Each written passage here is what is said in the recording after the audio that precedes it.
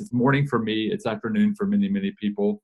So we're going to try to get into this really quickly, but I would like to very quickly ask, we are joined today by the Naspa board chair, and I would love if she would just take a few minutes to welcome us and maybe say a few words, and then I'll have the other committee members that are joining us introduce themselves.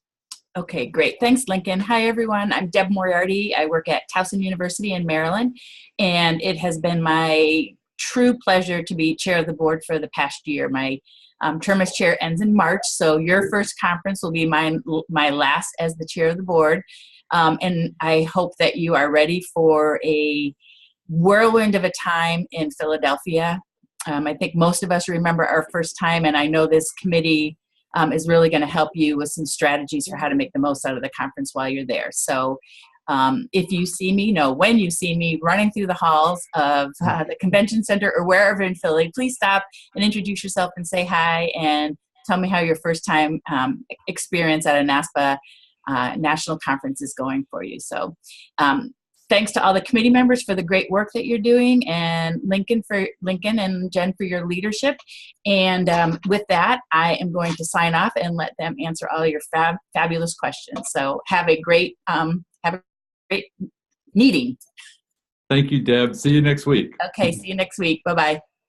I think we have 3 committee members with us. Who wants to go first and just quickly introduce themselves?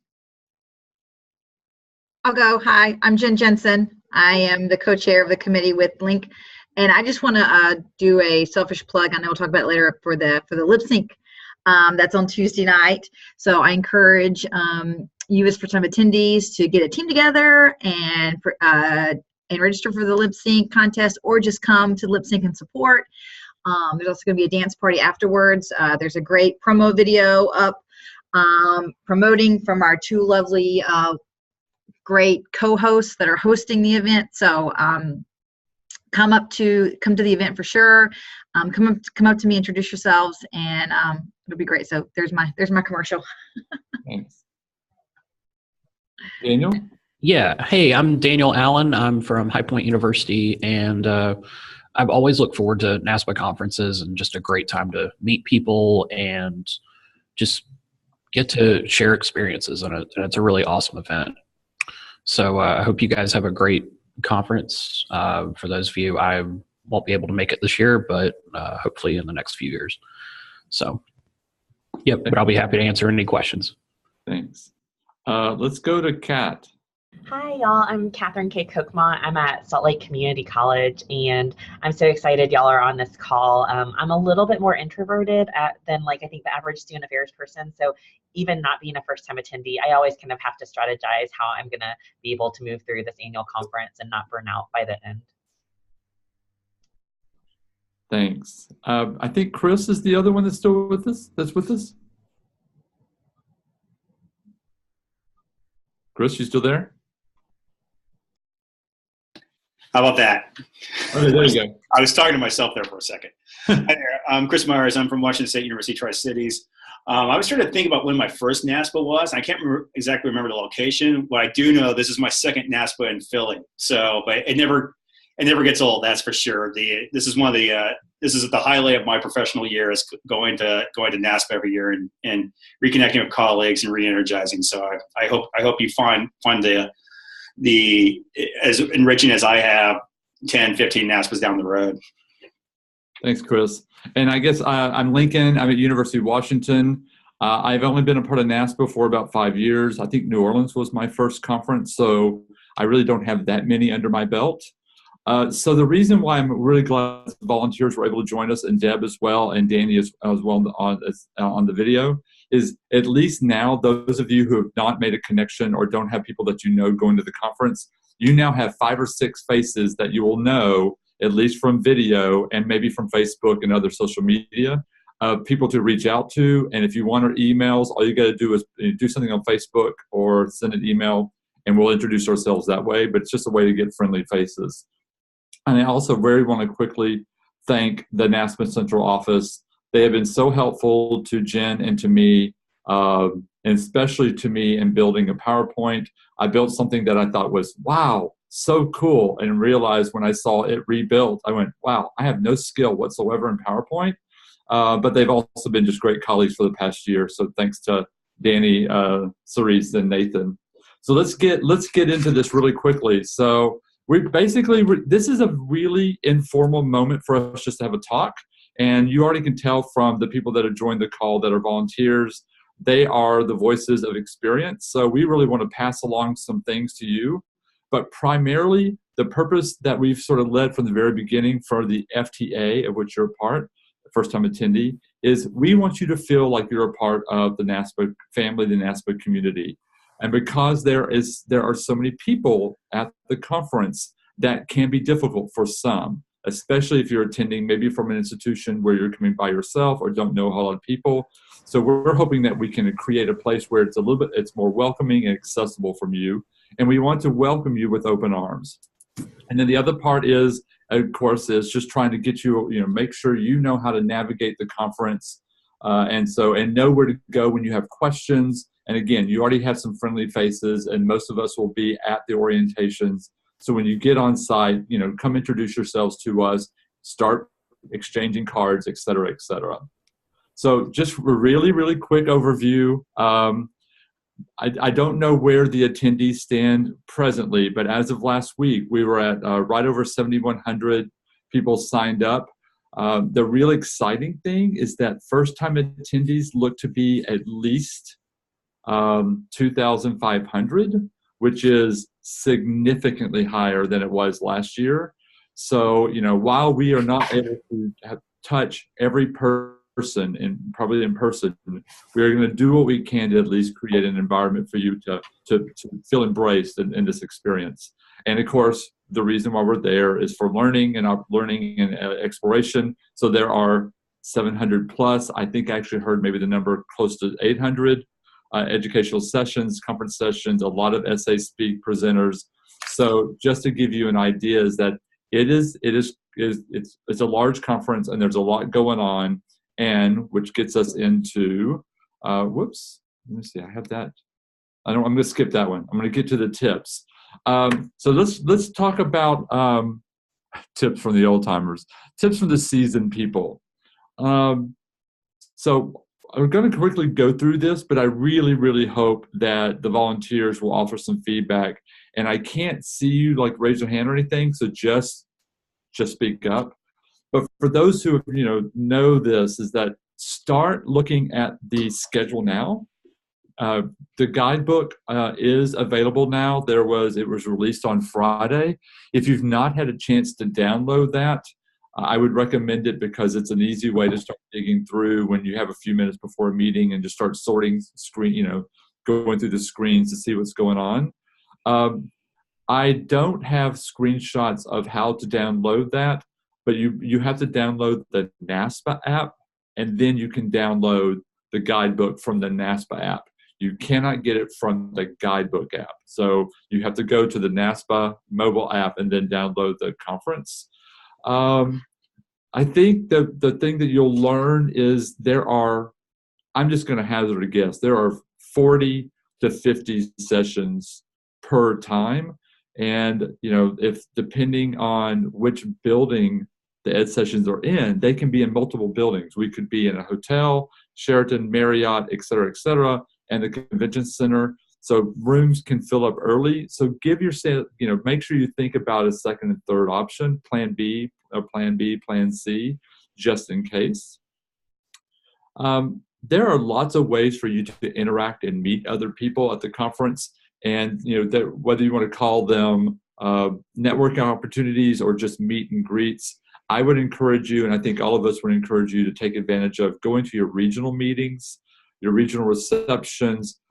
If you're involved in a knowledge committee, if they've got meetings or gatherings, there are socials throughout the conference that are related to some of the schools that have professional programs. Take advantage of those, but also start planning those out, because I think what you'll figure is that the schedule is so packed that it can be, you may overlook something because you're still hopefully visiting with somebody after a session and realize that you've got to get someplace in 5 minutes. So start planning that out. Before I go any further, any of my colleagues want to offer anything? Yeah, this is Chris. I really want to emphasize what Lincoln was talking about in terms of options, because every year I go through the guidebook and I pick the sessions I want to go, but logistically there could be some issues, especially especially if it's a very popular session, the room could be filled up, and that leaves you with the option of either sitting on the floor or taking notes.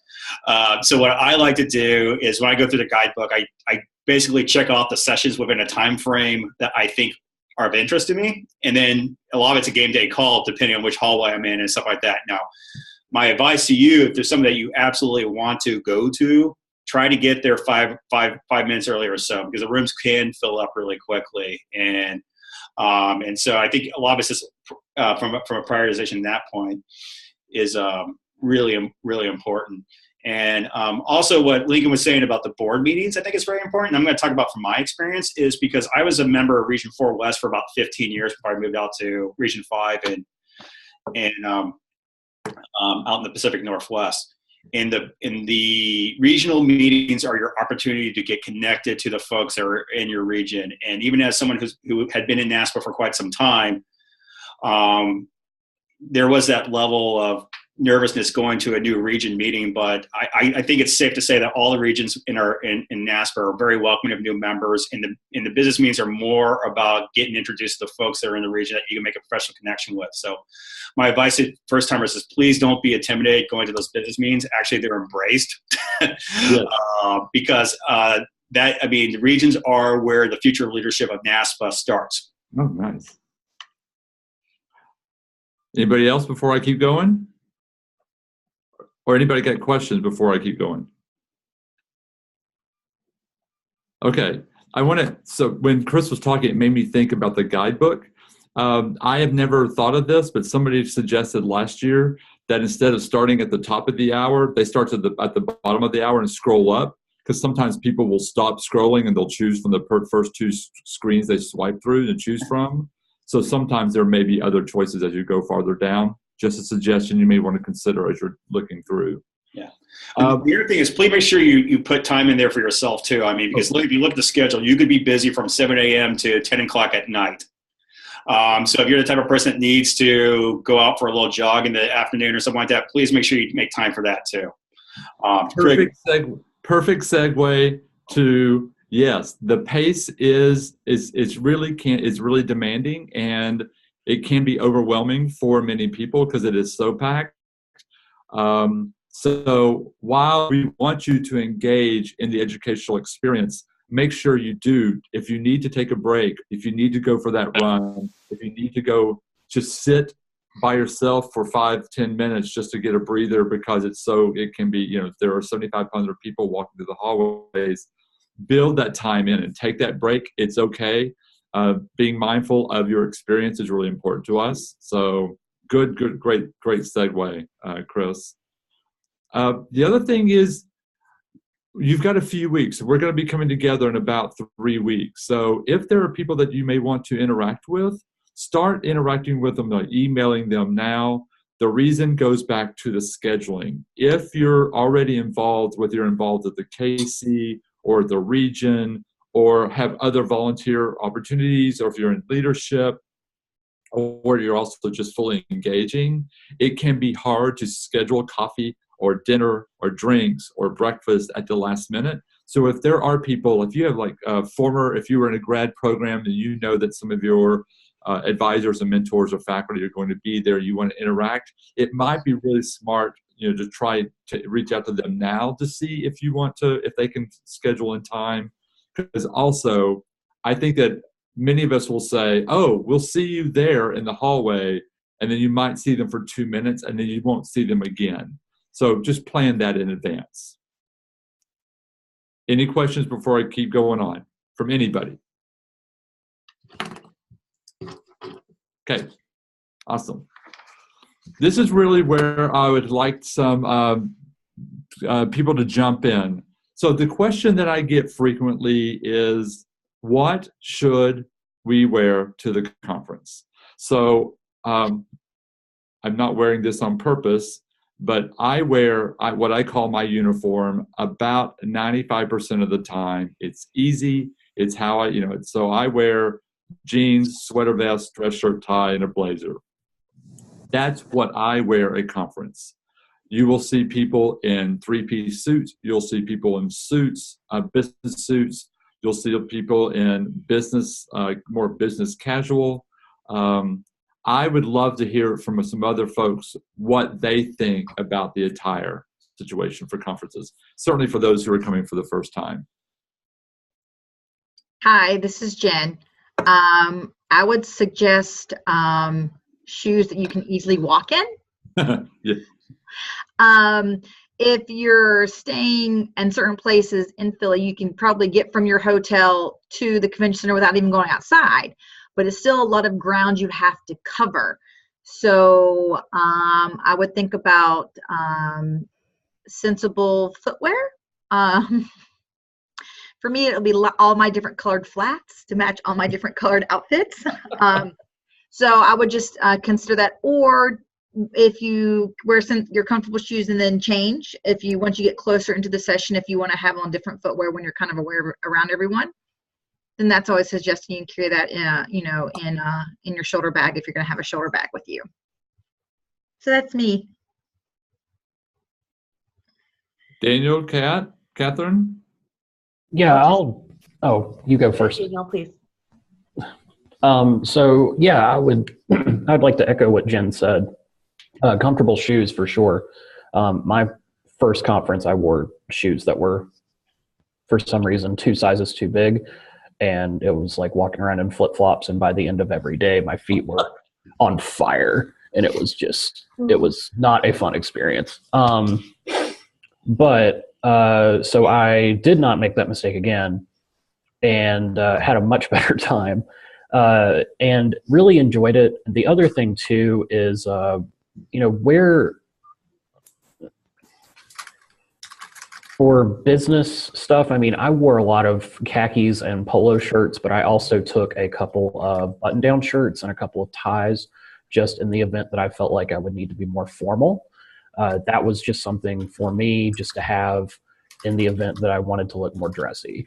So just have a, I guess, diverse set of clothes. If you're not really sure what to bring, just bring a little bit of everything if you can. I know some suitcases are bigger or smaller than others, and depending on how much you want to pack. But I'm always one of the people who says it's better to have it and not need it than need it and not have it.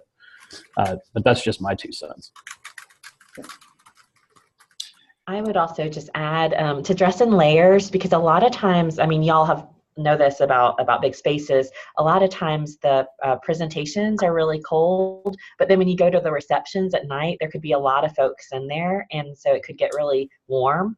I'd also say, depending on what your comfort level is, I always just think whatever I want to be able to look like, if I were to meet the next person, that would give me my next opportunity. And whether that's my next boss or whether that's my next person who is going to be like Lincoln and Jen, who have like let me be on this wonderful committee, I just think if I'm okay with being out at night or at a restaurant and being in jeans and meeting that person, then that's fine. But I just always want to be cognizant of that, because there's so many of us in one city that even when you're not at the conference, you're going to run into folks, and they could be the next person that's offering you something you're really excited about. Yeah, that's a great. Yeah, that's a great point too.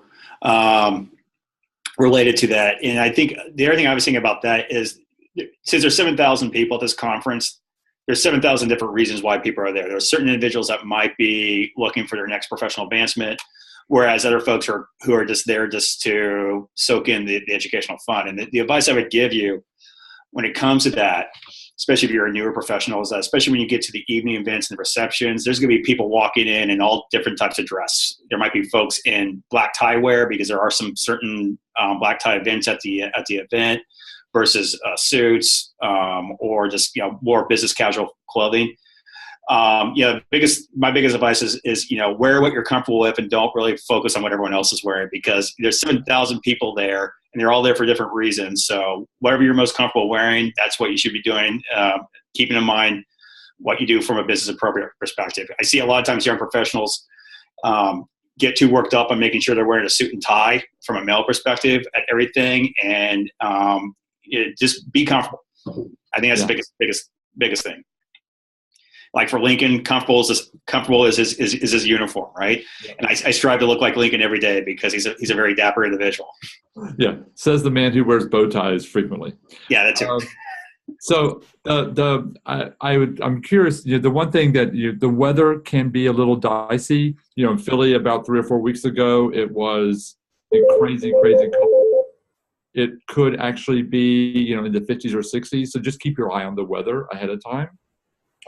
Great advice. Thank you very much. So if you've got questions, feel free to ask them. We've got a Q&A session, at the very end. I'm going to try to leave at least 10 or 15 minutes for that. But just know when you're packing, take into consideration everything that you've already heard. But it's all, some of you will be going out at night with friends, so consider that. But also, we talked about the mindfulness earlier in the earlier slide. There are opportunities through the conference to do mindfulness moments, whether it is exercise, whether it is yoga or meditation, cycling. Some of those opportunities, which you do have to sign up for, I believe, or at least a few of them in advance. So if you want to prepare for that, bring your shoes, bring your workout gear, etc. And the other thing is, just keep in mind, we hope that you take advantage of exhibit hall and all the educational materials that you'll be getting from the ed sessions. And sometimes that can add up to stacks, quite big. So just make sure you have some room in your luggage or your briefcase for that. Okay, so let's just go on to when you get there. So hopefully by then you've already downloaded the guidebook from the Naspa mobile app. Again, really, really helpful. NASPA's made it really easy to check in. You may wander around because the convention center is gargantuan. Jen and I were there about a year ago, and my eyes were about this big.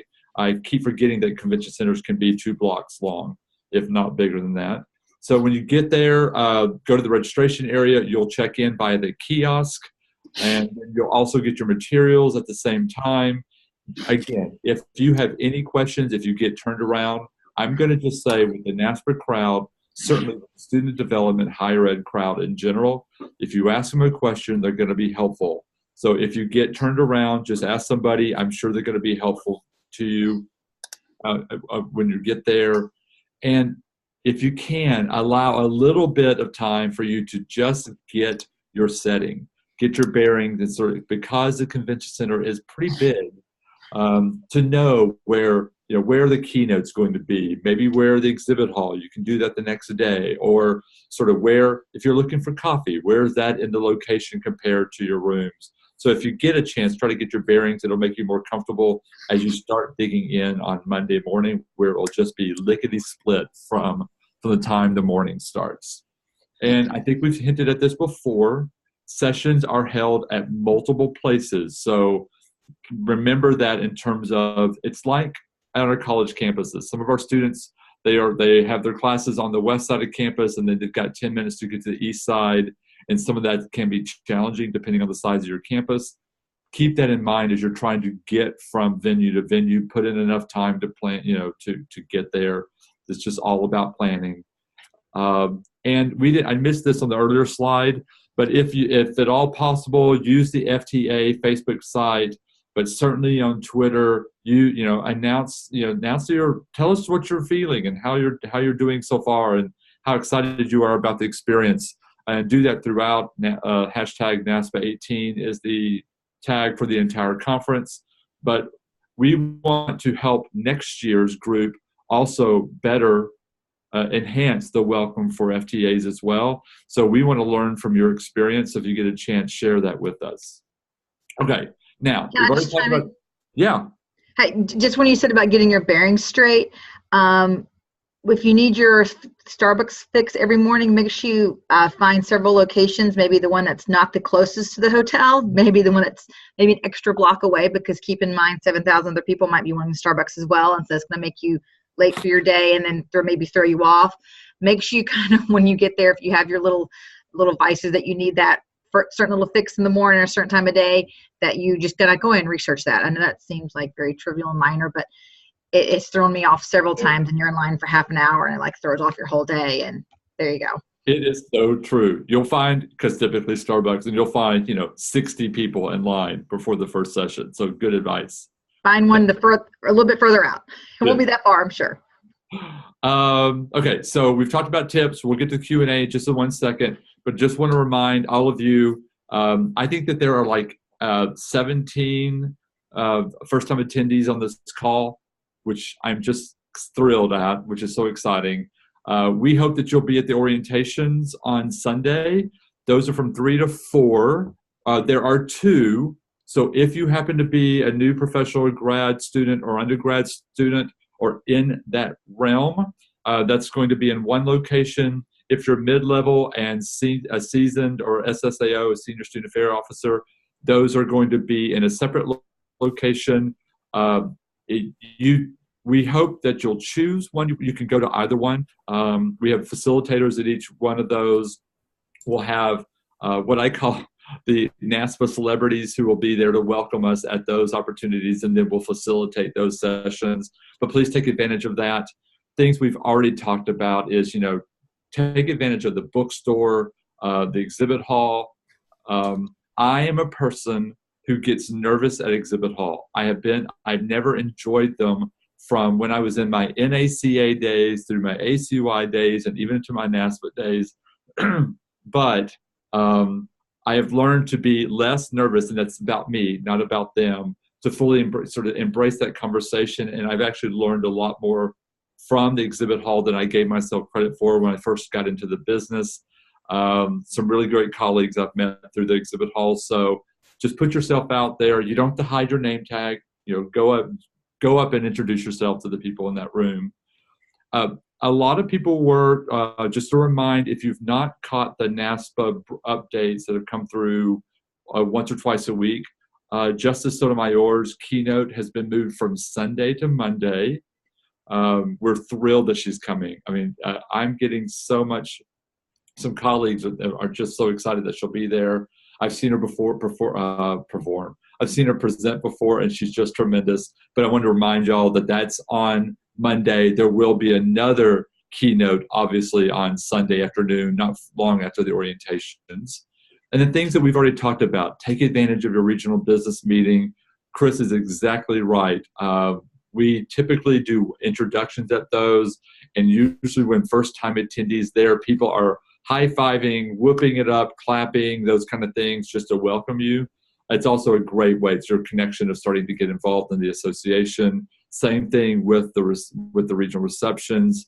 And then we hope that you'll consider participating in the lip sync competition, which Jen highlighted a little bit earlier.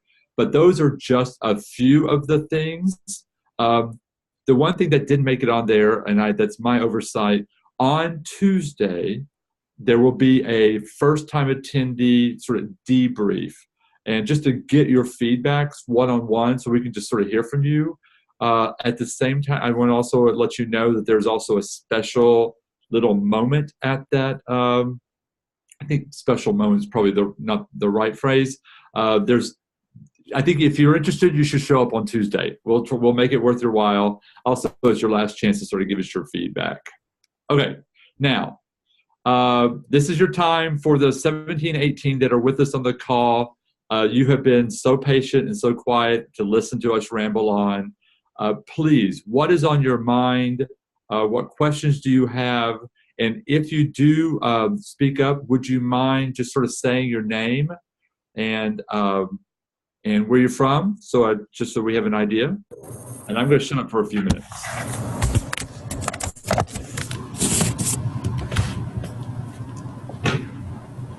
I'm going to chime in. Hi, it's Jen again.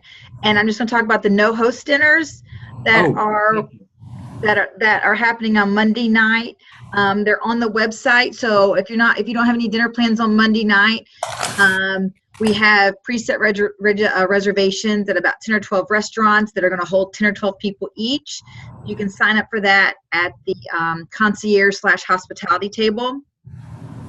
So, and someone from the local arrangements committee in Philly will probably kind of be working as kind of the host for that dinner. So try a different restaurant that you've never tried before, and you've got a group of friends to go with. So Monday night dinner, no host dinners, check those out. And anytime, come by the concierge hospitality table at any time. If you have questions about anything, come see us there. There'll be a Naspa, somebody from Naspa there, from one of the committees there at all times. So I wanted to give a plug for that. So thanks. And Jen, thank you for the reminder. I will update the PowerPoint for next week. I meant to do it for this morning. I just forgot. So, okay, sorry. I took the PowerPoint off so I could actually see faces. So I see a few names, but I also see a few faces. So any questions, comments, feedback? Okay, I have a question. Who is it? My name is Sharetta Beeford. Hi, Sharetta. I'm here in Clemson, South Carolina. Oh, nice. I'm asking about the ranges. What would classify you as a mid-range, professional? What year, I guess? Lincoln, I can take this. Thank you. So we look at how in NASPA's classification, so anywhere between 0 years of professional development to 3 years of full-time staff is a new professional, 3 to 5, sometimes 3 to 7 mid-level, and then 5 to 10, or 7 to 12 is kind of senior level. And then anything above that, we look at as also depending on titles, obviously. So if you are the most senior person on your campus, then you're the VPSA or SSAO in our eyes. Thank you. Yep.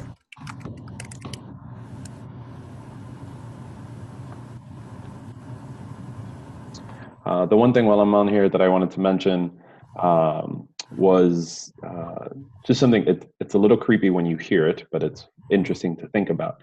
As soon as you leave your house, you are at the NASPA conference.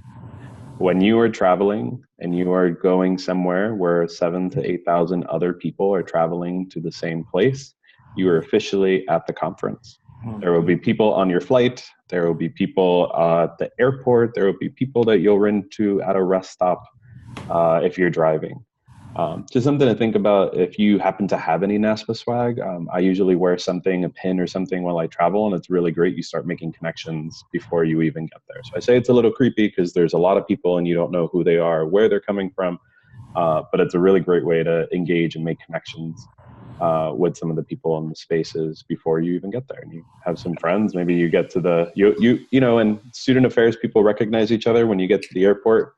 And you're all sitting there waiting for an Uber or waiting for a car or a taxi, and you're kind of like looking around and you're like, I feel like this person wearing a campus polo might be coming to the NASPA annual conference. Yeah. Maybe we can Uber in together. And I have shared many rides to conferences with people, so something to think about.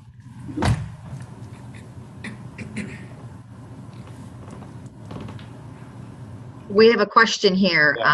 Thank you. In the group chat.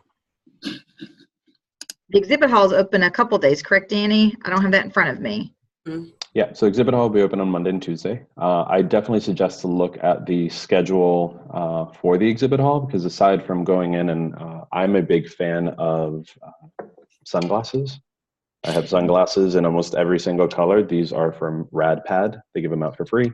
And I have a matching pair to go with each of our NASPA polos that we have to wear. But they always have free stuff. You can always engage with the exhibitors. We're grateful for any time that you can spend with our sponsors and thanking them and connecting with them and hopefully bringing them onto your campus. But we also do have, I believe there's an ice cream social, a coffee break, and a popcorn break scheduled within the space. There are a few poster presentations, different educational sessions. I don't know if it's happening this year, but last year we had puppies. There are some therapy dogs in the space, so something to think about. Definitely check out the schedule for the exhibit hall, but you never know what might happen in there.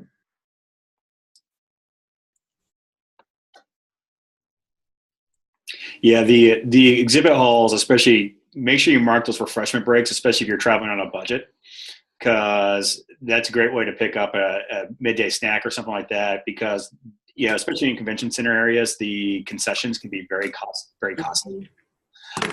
So Lincoln was just showing an apple there. That's what to do. Tricks of the trade is, if you're a soda person and they're serving soda, grab a soda so you have it for later and things like that. I mean, of course, don't be greedy, but the refreshment breaks are a great opportunity to find some substance, especially if you're traveling on a budget.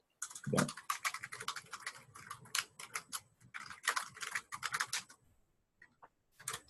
Well, Anybody else got questions for us? I will pull Cerise into this to talk a little bit about the Reading Terminal. Can you talk a little bit about that space? Is a great place to go. Oh yeah, so I live in Philly, and that's why I was called on. But the Reading Terminal Market is like kind of a classic tourist stop on the Philly circuit, and it's like almost attached to the convention center. And there is just all types of food. You can get a Philly cheesesteak there, but you can also get almost anything there. It's kind of one of the reasons it's famous is there are lots of like Amish specific shops, which are not open on Saturdays, but are open on all the other days. There's a famous donut place that always has a line, and it's really fun and exciting, and you can get like cheap food if you don't want to eat convention center food. The pork sandwich too. What's the pork sandwich place called that's in the market? John's Roast Pork isn't in the market. I don't know. There's like pork sandwiches left and right. It's called Reading Terminal, but it's spelled like reading. Yeah. Yeah. But you'll see it. It's right there. Actually, while you're on, do you have any suggestions because we haven't talked about, a lot of people will be flying in or training in. Yeah. Getting from the airport to the convention center?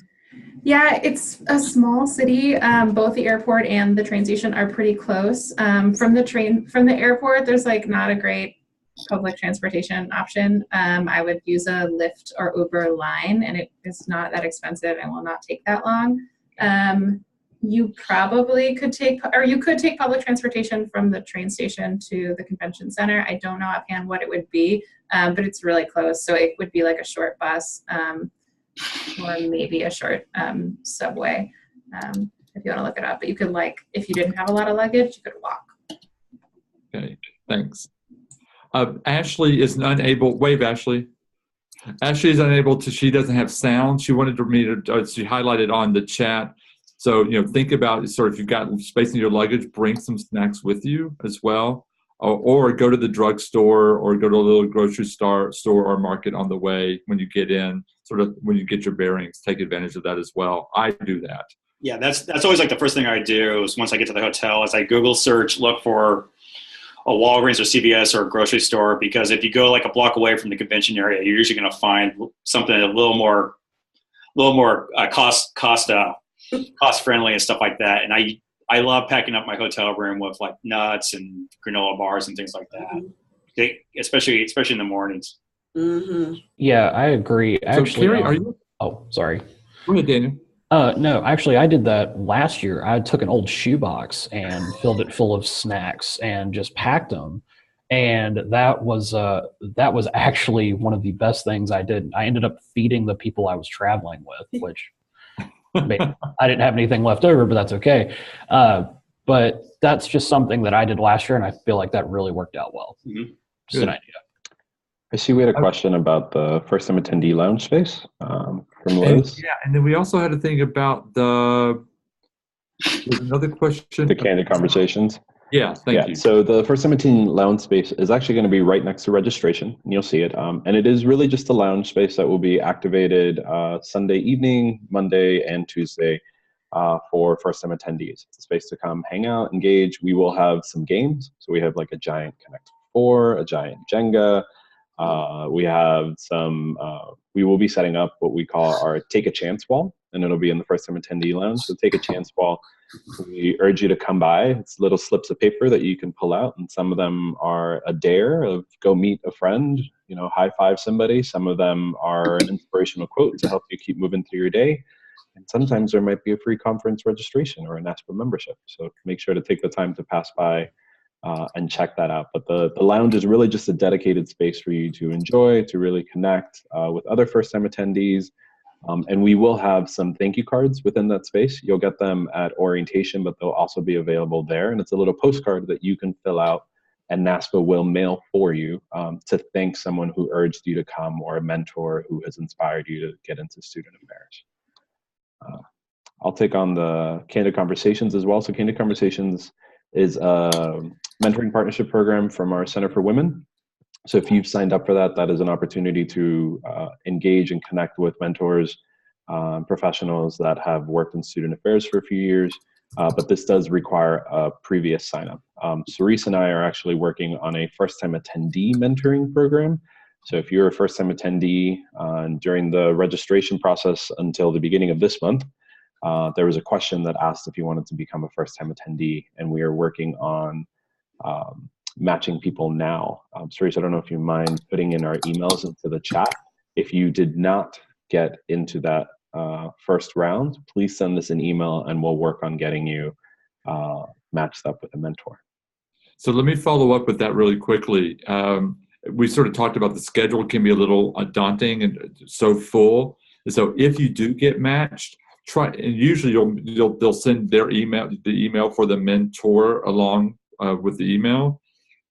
Reach out to them before the conference if at all possible. If you wait, it can be really hard to connect. And I try to sign up for 1 or 2 a year, and inevitably, I find it's hard to connect with one of them just because of the schedule. So trying to find time in their schedule to do it ahead of time does help. Danny, can I ask you a quick question? I have noticed, as someone who's been to a lot of these conferences, that at the Naspa bookstore, on the last day, it seems like y'all do a sale because you don't want to take them back to DC. Is that really a thing, or has it just been something that maybe I have noticed? So it's not super a thing. There may be some books, specifically some of the books that we have authors in-house for, that we may put on sale, so make sure that people have an opportunity to get the books while they're there.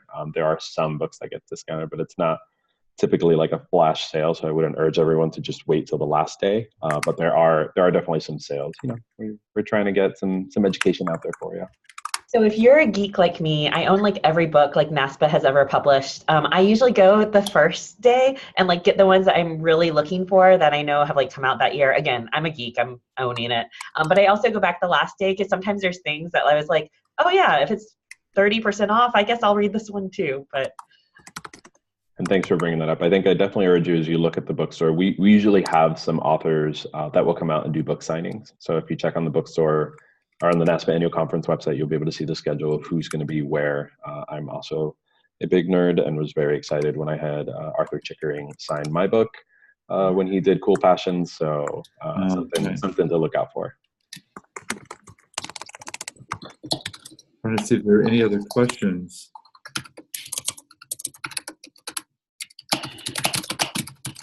Did we get all the questions? I think we got them on the chat. Does anybody want to ask one? There's one about not anything we should be sure not to miss that people often skip. Oh, thank you. Yeah, so I don't know who that is. Hange. Yeah. Is there anything that they should be sure not to miss that people often skip? Any feedback from volunteers? I'll just share one thing that for me, as I mentioned earlier, sometimes I feel really overwhelmed in these really big spaces. And so the way I try and kind of make it feel smaller for me is I've gone to a lot of like kind of the smaller groups like knowledge communities or some of the groups that are around different identities. And those identities could be around, like y'all mentioned earlier, it could be around your professional level or your functional area. But I've also really found a lot of comfort in some of the ones around my social identities.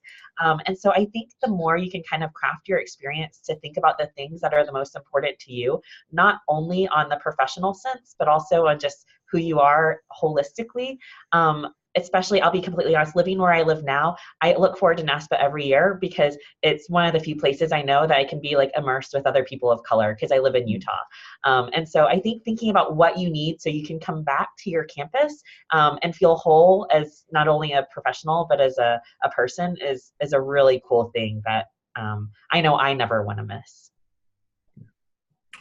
One thing I'll add to the conference I also find overwhelming, and this year we've got this cool, Lincoln, you excited about it, this like sensory room where you can go and like experience it. It'll be quiet and there'll be like kind of different tools you can play with, and it's supposed to be a great place. Yeah, that there are supposed to be examples for things you can bring to your campus, but you can also experience them and kind of relax. So I would recommend just in general to like take time for yourself so that you don't get too burnt out. And this is one way to do it. Yeah, I'll also share for anyone who is doing the placement exchange before coming to the NASPA annual conference. So my first annual conference back in Orlando in 2013, I actually did TPE and then annual conference. That's a long haul. It's a lot of days, a lot of time of being on, obviously packing, making sure that you have the right clothes and whatever you need. Make sure you're taking care of yourself and taking a little bit of time. It's okay, especially if you're doing TPE when you get to the annual conference and you're like, okay, I just did 17 interviews in 3 days. Now I have to go to 600 sessions. It's okay. You don't always have to go to a session during a session block. There are other ways around it. Sometimes if you're like, I really want to go to this session, but if I don't sit down, I'm going to fall over. And understanding that self-care and wellness is critical for our own resilience. Sometimes you can just reach out to the presenters, meet them right after and be like, hey, I didn't have a chance to come, but I'd love to connect. I think your topics were great. Do you have a card? And knowing that there's other ways to engage with them, or are you around later for some coffee or some more individual time that you can have with them. Good. Anything else from the group? We're sort of getting close to our time where we should probably start disconnecting. Awesome. The only other two pieces I'll add are obviously, hopefully, you are all a part of the first-time attendee Facebook page. If you're not, you can look on Facebook, 2018 NASPA First Time with a hyphen attendees. Join on there. We'll be posting recordings of this call. We'll be posting some other resources, blogs that have been written available for you all there, as well as an opportunity for you to engage with other first-time attendees. And we do have another one of these calls scheduled for Thursday, February 22nd. 12 p.m. Eastern. Please make sure to share this resource with any other first-time attendees that you know that couldn't make it, that might be interested in attending and joining the call. Yeah. Nice. Well, I just want to say thank you on behalf of the entire conference engagement committee. Thank you very much for first the volunteers for taking the time to join us, but especially for the 17, 18 other people that joined us on the call. I'm sorry I don't see all your faces. I hope that we get a chance to meet in Philadelphia on Sunday, March 4th. Yeah, I appreciate it. I thank you very much for joining the call and for all the assistance from and the good suggestions and feedback from everybody else. That was really helpful. And we will see you in Philadelphia in less than 3 weeks, I think. I know. It's like, okay, y'all take care. Thank you very much. Bye. And we'll see you in Philly. Bye.